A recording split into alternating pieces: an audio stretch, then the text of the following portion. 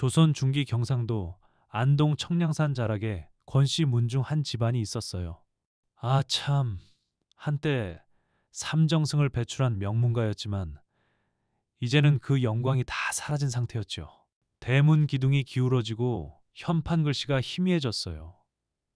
지붕에 구멍이 뚫려 비가 오면 빗물이 뚝뚝 떨어졌고 사랑마당에는 잡초가 무성했어요. 연못은 말라 바닥이 드러났고 사랑채무는 삐걱거렸어요. 이 집 주인 권도윤은 30쯤 된 남자로 키 크고 준수했지만 술에 젖어 수심이 가득했지요. 부모 일찍 세상 떠나시고 과거 공부 뜻을 잃어 매일 술동이를 찾았어요. 글쎄 스스로 한탄하면서도 술잔을 놓지 못했어요. 그런 도윤에게 시집온 며느리가 연화였어요. 20살 연하는 근처 대장간 딸로 아름다움과 현숙함이 소문났죠. 눈썹 가늘고 볼 연하며 눈동자 따뜻했어요. 키 작지만 자세 반듯하고 걸음 우아했어요. 아버지는 정직한 분으로 딸을 혼자 키우셨죠. 그래서 연하는 살림 솜씨가 뛰어났어요. 하지만 평민 출신이라 마을 사람들이 수군거렸어요. 명문가에 들어가 어떻게 살까 하며 험담이 많았죠. 특히 박찬봉댁 부인이 심했어요.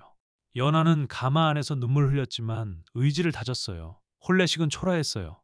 손님 적고 음식도 넉넉지 않았죠. 연하는 예를 갖춰 절 올렸어요. 시어머니 박씨는 48로 엄한 분이었어요. 평민 며느리를 받아들이기 어려워했죠. 시아버지 권노인은 70 넘은 온화한 분으로 출신을 개의치 않았지만 목소리가 작았어요. 연하의 시집살이는 차가웠어요. 새벽 일찍 일어나 불 지피고 물 길어 새숨을 준비했어요. 아침상 차리는데 재료 부족했지만 정성 들였지요. 시어머니는 트집 잡았어요. 밥 썰었다, 국 짜다, 나물 덜 익었다 하며 연하는 죄송하다며 고개 숙였어요. 청소도 혼자 했어요. 집안 곳곳 쓸고 닦았지요. 가을 낙엽 때문에 마당 몇 번 쓸었어요. 빨래는 개울에서 겨울에 손 얼어도 참았어요. 바느질도 밤늦게까지 했어요. 촛불 아래 눈 아파도 꾹 참았지요. 그런데 연하 뱃속에 아이가 있었어요. 혼례 2달 지나 몸 변화를 느꼈지만 말 못했지요. 시어머니 반응이 두려웠어요. 남편 도윤은 술에 취해 관심 없었어요. 대화 적고 혼자 지냈지요. 가을밤 연하는 마루에 앉아 달 보며 배 만졌어요. 아이 태어나면 어떻게 될까 걱정했지만 희망도 품었어요. 달님, 제 다짐 들어주세요. 집안 일으키고 시어머니 마음 돌리며 아이 좋게 키우겠어요. 그 순간 달빛 빨가지며 하늘이 응답한 듯 했어요. 겨울에 시아버지 병이 심해졌어요. 기침에 피토했죠. 밤마다 소리 울렸어요.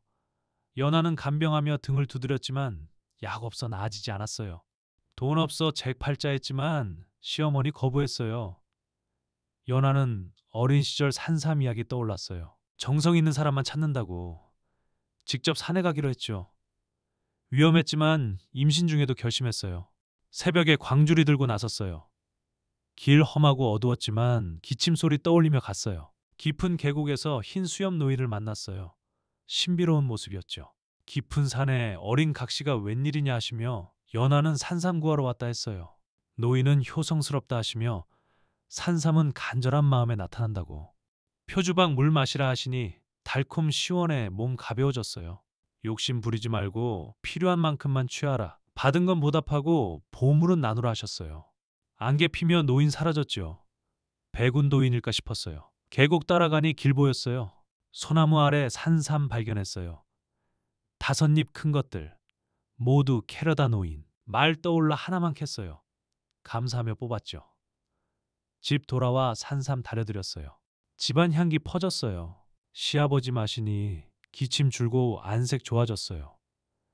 시어머니 놀라며 위험했다 하시지만 따뜻함이 섞였어요. 며칠 후 다시 상가 하나 캤어요. 장터에서 팔아 천냥 받았죠. 약 사고 살림 나아졌어요. 마을 시선 곱지 않았지만 연하는 가족이 중요했어요. 개울에 약초밥 만들었어요. 인삼, 청궁 등 키웠죠. 초박 여러 사람들 병 고쳤어요.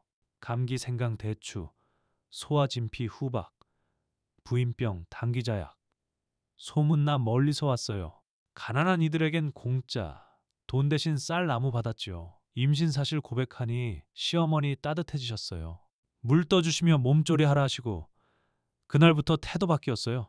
도윤도 술 줄이고 관심 보였지요. 여름에 벼락쳤어요. 약초밭에 불 타버렸죠. 연하 울었지만 며칠 후 향기 났어요. 제 친이 검은 덩어리, 병력근이었어요. 전설신약, 장인 천냥 주었지요. 집안 일으켰어요. 마을 술렁이었지만 험담도 있었어요. 도윤 술 취해 험담 듣고 환해 모두 앞에서 연하 칭찬했어요. 가족 건강과 생계 위해 애썼다 하며 사람들 동의하며 험담 없어졌어요. 도윤 술 끊고 과거 준비했어요. 연하 돈으로 아버지 새 집 지어드렸어요. 매달 쌀 반찬 용돈. 마을 가난하니 도왔어요. 시어머니 미안하다 하시며 친딸처럼 아끼겠다고. 겨울에 건강한 아들 천복이 낳았어요. 집안 기뻤지요. 봄에 도윤진사 급제, 잔치 성대했어요. 사람들 칭찬했지요. 연화산 올라 산삼짜리 보니 새순 크게 자랐어요. 절제 덕분. 더 큰 선물. 집 내려와 가족 모여 앉았어요. 연화 덕분이라 하시고 연화는 하늘 도움이라 했죠. 가족 웃음 가득했어요. 이 이야기는 효성과 절제 나눔이 복을 부른다는 교훈. 진심 효심 가족 소중함 선행 힘. 하늘 스스로 돕는 자 돕는다.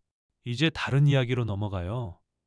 충청도 공주고을 새벽 안개 피던 무렵 기와집 안채에서 호통소리. 소연아 또 게으름이냐. 외숙모 정씨 목소리. 소연은 19 처녀로 부모 잃고 외숙부댁 의탁 10년 하인처럼 부림당했어요. 예쁜 양반 규수였지만 이제 삼배치마 입고 일했죠.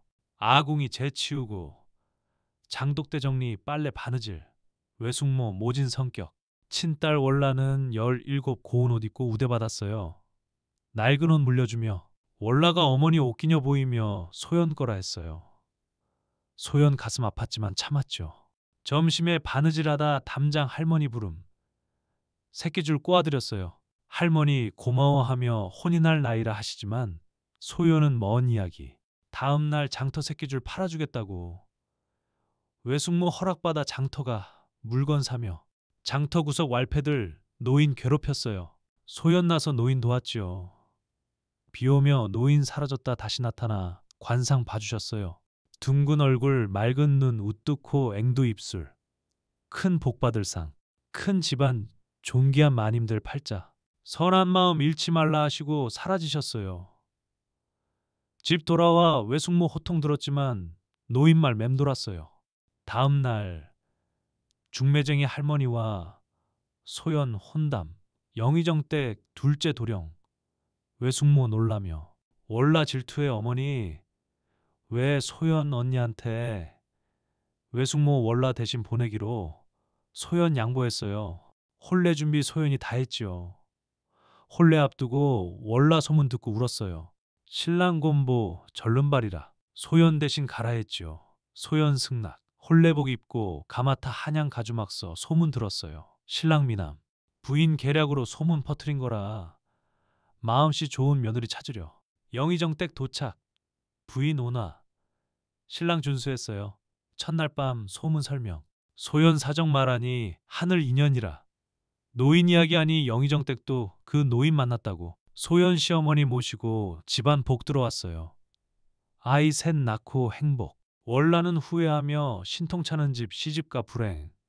외숙모도 후회. 소연 아이들 장성 급제. 큰아들 노인 만나 소연 복받을 상이라 전했어요. 소연 선한 마음으로 살았죠. 손자 물음에 선한 마음 가지면 복 온다 했어요. 집안 번영. 월라 외숙모 불행. 노인 정체 미지지만 선한 이 돕는 존재. 이 이야기는 마음씨 중요. 선한 마음 복부름. 탐욕 자신 해침. 모든 것 때와 하늘 뜻. 아 여러분. 옛날 이야기 들으며 마음 따뜻해지시지요. 선한 마음으로 사시면 복이 꼭 찾아올 거예요. 건강히 오래 사세요.